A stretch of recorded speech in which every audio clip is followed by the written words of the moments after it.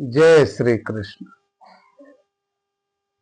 एक बार भगवान श्री कृष्ण ने अपने मित्र सुदामा जी को तीनों लोकों का स्वामी बना दिया। तो सुदामा जी की संपत्ति देखकर यमराज से नहीं रह गया और यमराज भगवान को नियम कानूनों का पाठ पढ़ाने के लिए अपने समस्त बही खाते लेकर द्वारका पहुंच गए और भगवान से कहने लगे कि कहे प्रभु अपराध क्षमा करें। क्या हुआ? कहें भगवान, लेकिन सत्य तो यह है कि यमपुरी में शायद अब मेरी कोई आवश्यकता नहीं रह गई है, इसलिए मैं पृथ्वी लोक के प्राणियों के कर्मों का बही खाता आपको सौंपने आया। यमराज ने सारे बही खाते भगवान के सामने रख दिए। भगवान मुस्कुराए और बोले कि यमराज जी, आखिर ऐसी क्या बात है जो इतना चिंतित लग रहे हो? यमराज कहने लगे कि प्रभु, आपके क्षमा कर देने से अनेक पापी एक तो यमपुरी आते ही नहीं, वे सीधे ही आपके धाम को चले जाते हैं। और फिर आपने अभी अभी सुदामा जी को तीनों लोक दान दे दिए,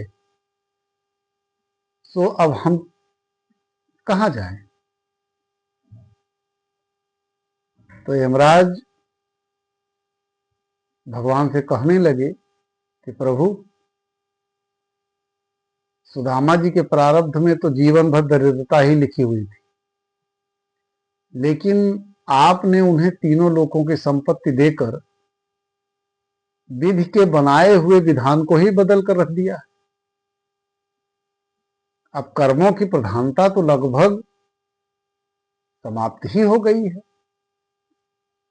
तो भगवान बोले कि यमराज, तुमने कैसे जाना कि सुदामा के भाग्य में आजीवन दरिद्रता का योग है?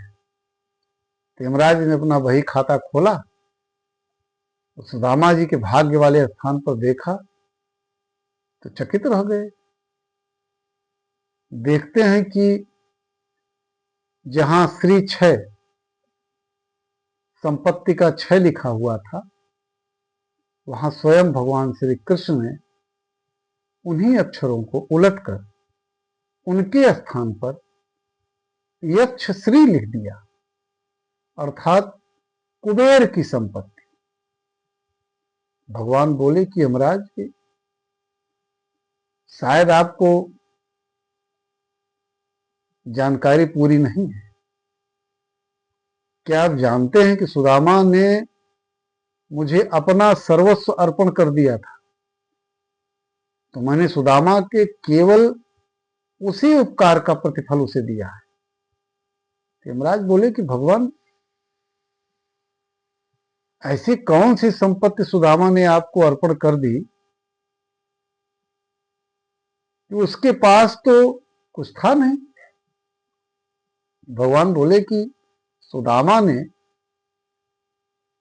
अपनी कुल पूंजी के रूप में बड़े ही प्रेम से मुझे चावल अर्पण किए थे,